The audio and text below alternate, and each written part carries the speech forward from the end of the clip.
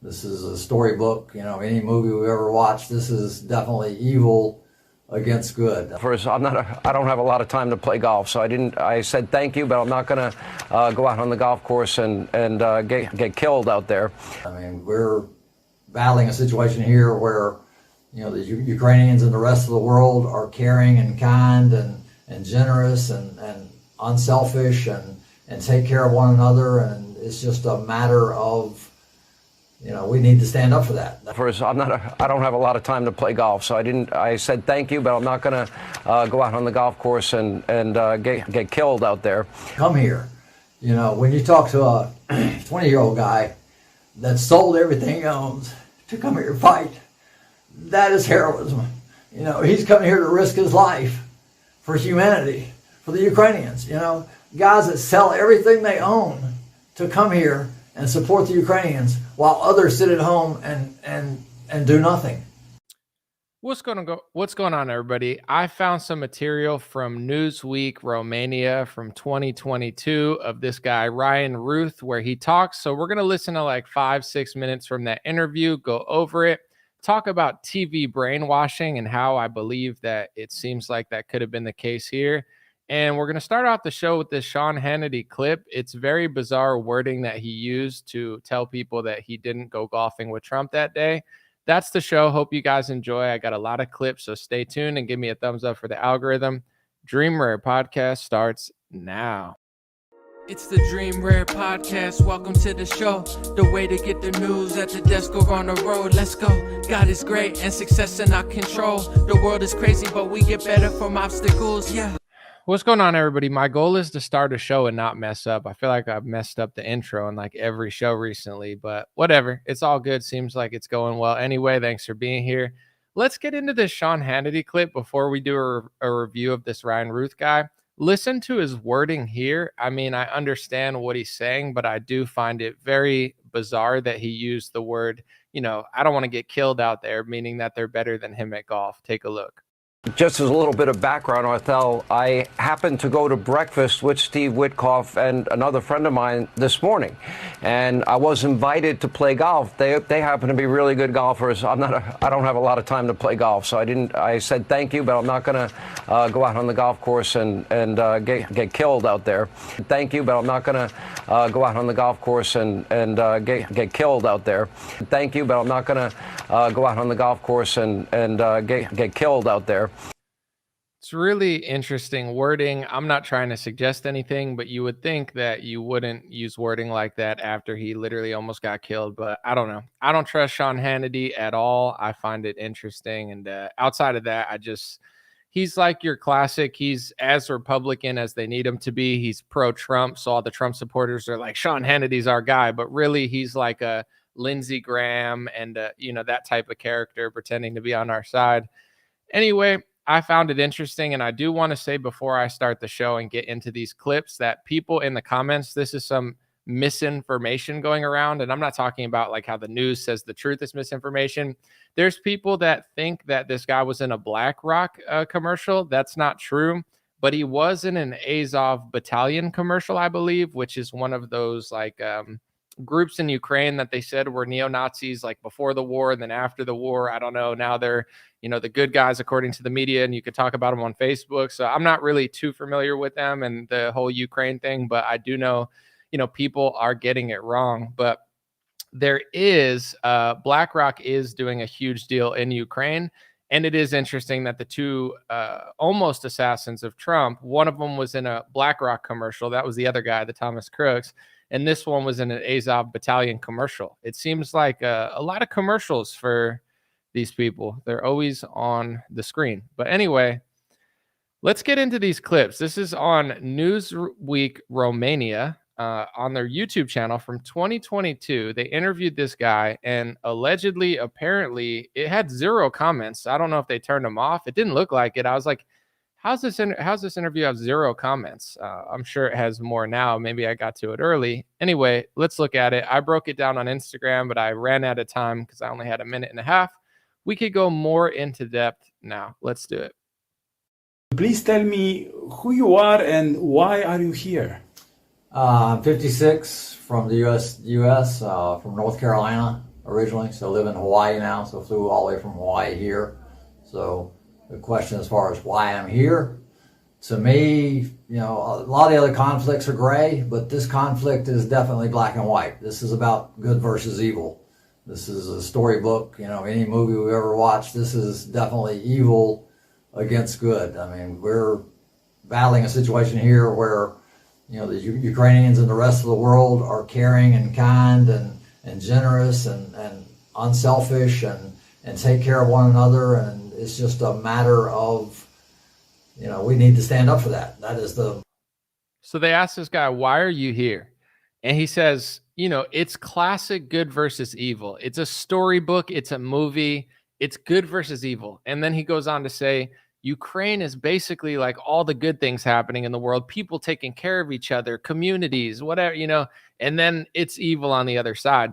I'm going to play more clips, but this just shows you how powerful brainwashing is. Obviously, television brainwashing can happen in any format. And it's part of the reason I started my own show. I was tired of the propaganda, the brainwashing, the fear mongering, the pharmaceutical ads, whether it's left wing or right wing. Like, I was just tired of it all. And I feel like most Republican media is controlled opposition. And then I found out, being in the game 6 years, that even the media that I thought wasn't controlled opposition seemed to be that. But anyway, it's like the brainwashing can be so real. And the left, they do make this narrative like it's good versus evil. Ukraine is the greatest thing of all time, even though before the war, they were one of the most corrupt countries. Even mainstream media would report on how corrupt they were and how much money washing was going through those countries, etc. And then after the war breaks out, even the Azov battalion, which I think he was in a commercial for, they were known as a hate group on Facebook, and you couldn't post their symbols because they were known as neo-Nazi symbols. After the war broke out, Facebook had a reverse policy, and they're like, actually you can use their symbols because now they're the good guys. And this guy's like buying into every narrative, hook, line, and sinker. I don't know who's who in Ukraine and Russia, etc., as far as the groups and what they're doing, but this guy's explanation is not very in-depth or intelligent. It's basically like, I gotta fight because it's good versus bad, and everything good in the world helping each other, that's Ukraine, and everything bad in the world is the other side. It's like, my gosh, this guy is so brainwashed by the Democratic and neocon establishment narrative. It's really creepy. I'm sure there's millions of people brainwashed like him, but perhaps most people are lazy, and he was like so brainwashed that he's like, I got to go there and fight on the side of the good. I'm not saying there's nothing good in Ukraine. I'm not saying Russia's the hero. I'm just saying this is that movie Disney script brainwashing that they do to everybody. Hero versus villain. Hero versus villain. And then the bankers usually control both sides, but maybe not in this case of this war. But in general, it's like, everyone's like, man, if the villain, Trump's the villain, Putin's the villain, and Ukraine are the good guys. It's like, wow, this guy's mindset is really sad. Most important thing in the world is just to show human beings that we're kind and we're caring and that we take care of one another and that the world is united so that we feed each other and make sure that we all move forward as one collective whole unit. So we feel the pain of one country's failure and their conflicts, and we enjoy the successes of other countries that are doing good, and we all work together. And for some reason, Russia does not grasp this concept that we're all one unit, and we have to get along and work together and be normal human beings. This is 2022. We have to work together.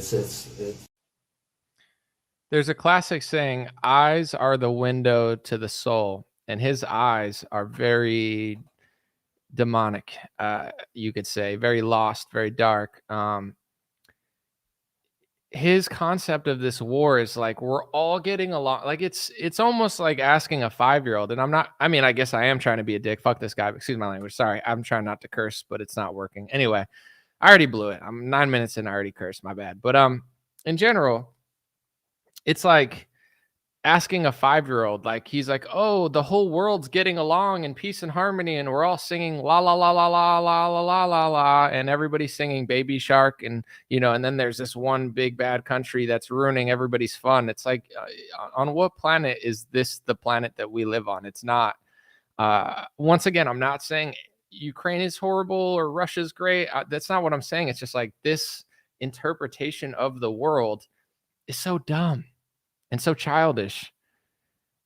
But that's the mindset that they want you to have. And I'm going to play some clips later, but that's why it's so important that they gatekeep history as well, because they're rehashing the same scripts again. And it's like, if you don't believe what they tell you to believe, you're a threat to what they're trying to accomplish, whatever it is they're trying to accomplish, war, some sort of financial transactions. But let's keep looking. Seems asinine that we have a leader in a country that does not understand the concept of being unselfish and being generous and being kind and just the basic moral values that are required by human beings these days. It blows my mind. And what are you doing here in Ukraine? My initial goal was to come and fight. I think, everybody around the globe should be motivated to come here and support the Ukrainians and support the army, no matter what gender, age, anything. Everybody should be here supporting the army. But I'm 56, so initially they were like, well, I have no military experience, so they're like, you're not an ideal candidate. I'm going to play more clips in a second, but think about how TV propaganda played a role, not just in this guy's assassination attempt, but also in Zelensky. Like, Ukraine had, I'm not an expert on the history, but you could look into the leader of Ukraine in the 2010s. And then they had this huge coup, which the Western world called like the Revolution of Dignity or something, like hundreds of people died. And then they had a changing of the guards to a more pro-Western leader. And then with Zelensky was a comedian actor that they funded and bankrolled on the television to play the president of Ukraine. So he was always a puppet and an actor. And they're like, convince the people here that you're this leader fighting corruption. 3 years on television, and then he became the actual president. So they planted this puppet, essentially, in my view, off of a television script. Like, literally, he was the president in the eyes of the people in Ukraine. And then they're brainwashing people like this into thinking that, like, oh man, everything's peace and love and positivity, and like they're just trying to get along. It's like, bro, I would have more respect if you supported Ukraine and had even like an ounce of understanding for their history, not just like these platitudes that make no sense. It would be like, why are you voting for Kamala? It's like, well, I watched this TV show and there was a woman president and it's time for a woman president because that's how I feel. It's like, what are you, 4 years old? Like Dora the Explorer told you to just grow up, bro. Like, I'm not saying you don't have to agree with my foreign policy, but if this is the best reason you could give, like, that's just TV propaganda to get the leader there. And then TV propaganda to get guys like this to just basically think they're fighting all evil in the world. Like, does anybody with a brain think that if Ukraine beat Russia in the war, first of all, how are they even going to beat Russia? But anyway, if they did, like, the whole world's just going to be at peace and everyone's going to get along and like love and community. Like, what are you talking about, dude? So they said, not right this minute.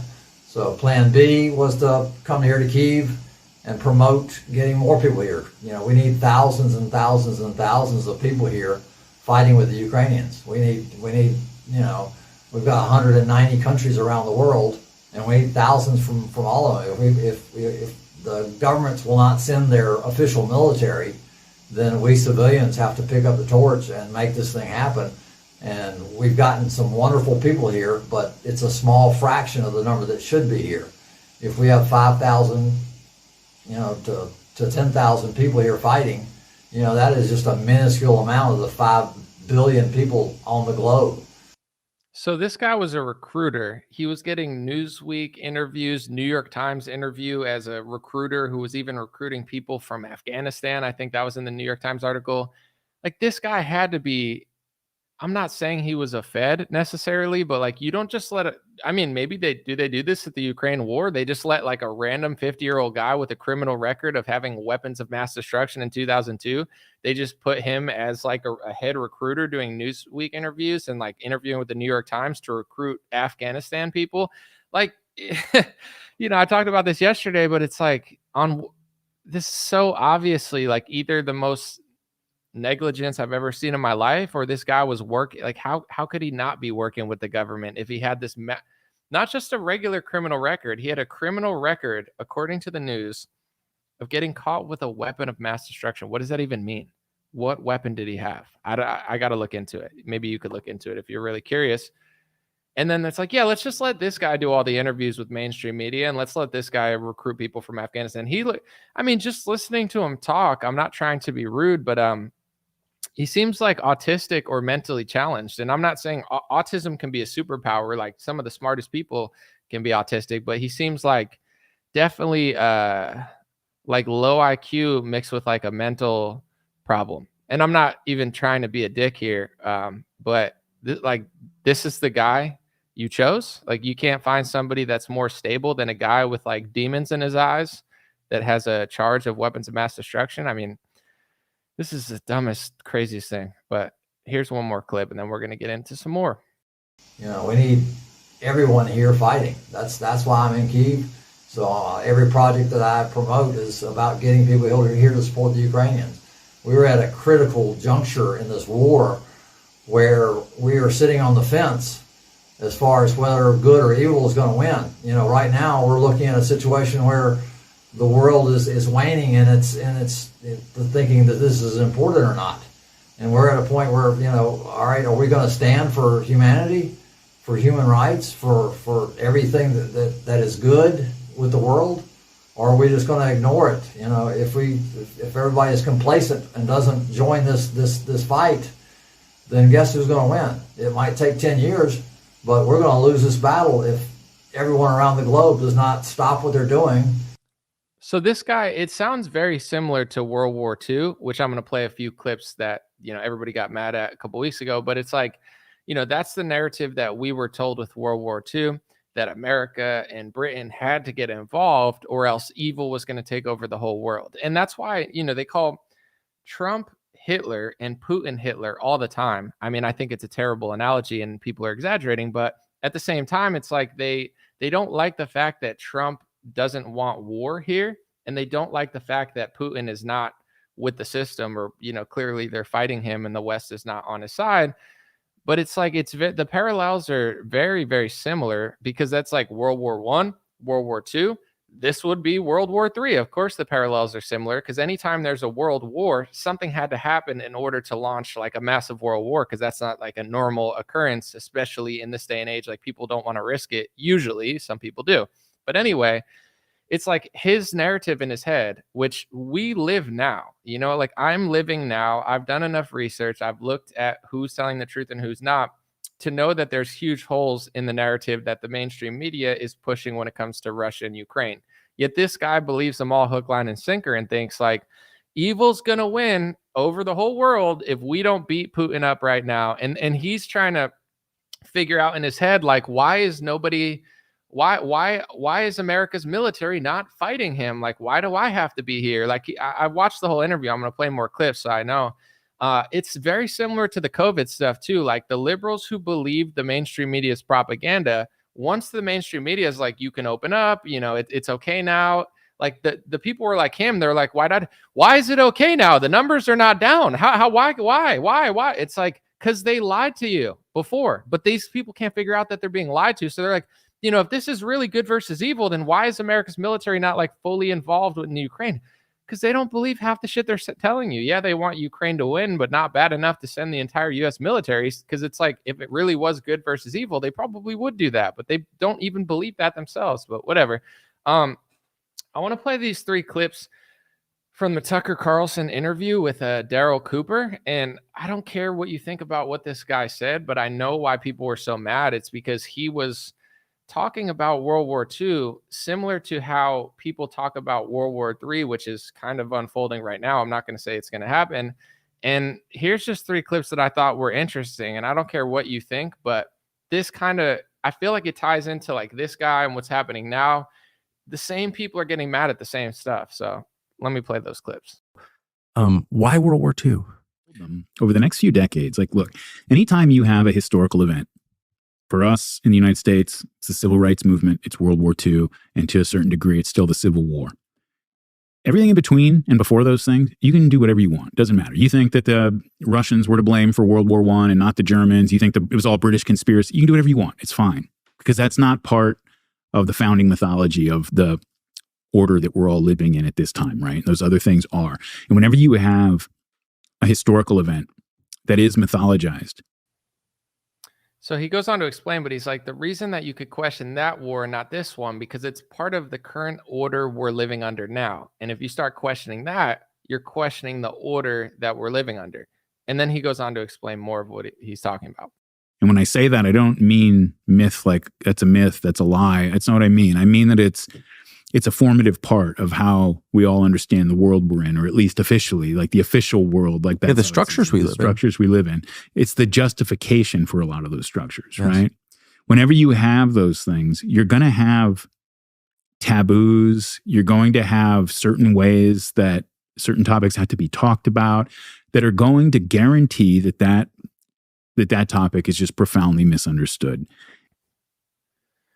So I'm going to play the last clip real quick, and then we'll move on to one more from this guy.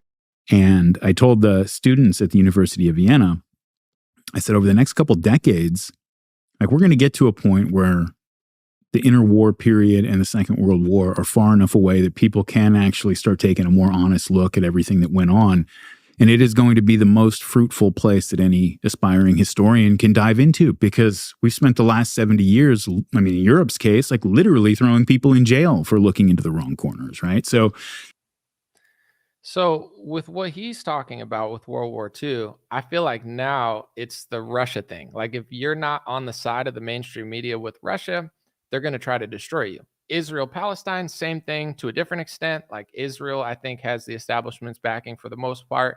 But with Russia, it's like if you don't hook, line, and sinker support their narrative, the weight of the matrix will crack down on you. And I just find the parallels interesting, not necessarily because I'm a historical scholar and I think I know everything about history, but like this guy poked a few holes and pointed his finger around and people freaked out. And I understand why, but I think he explained it right there. It's like when you question that, which the entire world is currently still under that order, people are going to get mad at you. So let's play one more from this guy who almost shot Trump but got caught.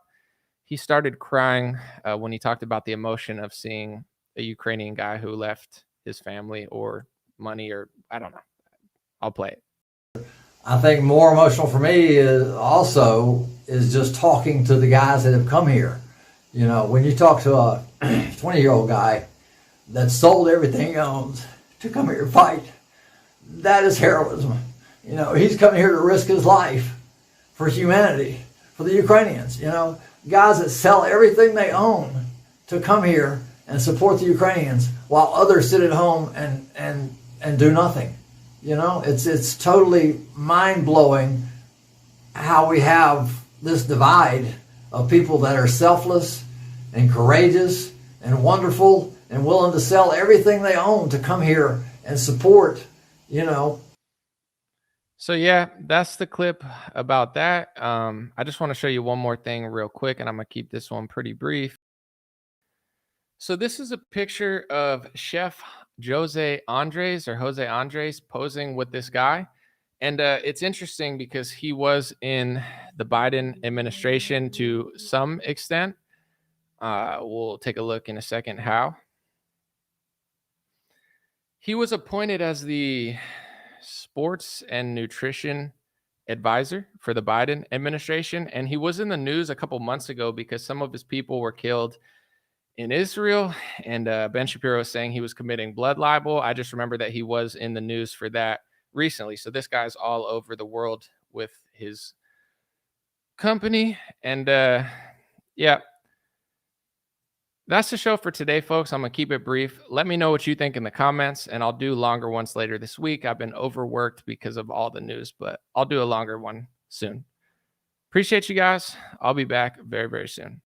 Hey, what's going on, my friends? Just a few ways to stay in touch and support if you'd like to. The first way is dreamrare.com. We have blue beanies, black beanies, pink hats, other colored hats, freedom versus tyranny shirts, Stay Blessed long sleeve, God is Great long sleeve, and lots of more cool items coming soon. DreamRare.com. Check out the shop to support. Everything's made in the United States. Handpicked by me. Patreon.com/RareTalk. For $5 a month, you can help support me, support the show. If you haven't noticed, unlike other channels, I don't work with very many sponsors, sometimes none at all. And part of the way I'm able to do that is with the DreamRare.com shop and Patreon.com/RareTalk. So thank you guys for keeping this show free, unimpeded, uninterrupted. I'm forever grateful. My free email list is stayintouchwithme.com, so check the links below in the description or just type in on any browser stayintouchwithme.com, all one word. You'll find my email list, put it in there, and it's the least annoying email list you'll ever be on. I barely use it because I don't like getting emailed every day or every week. It's annoying,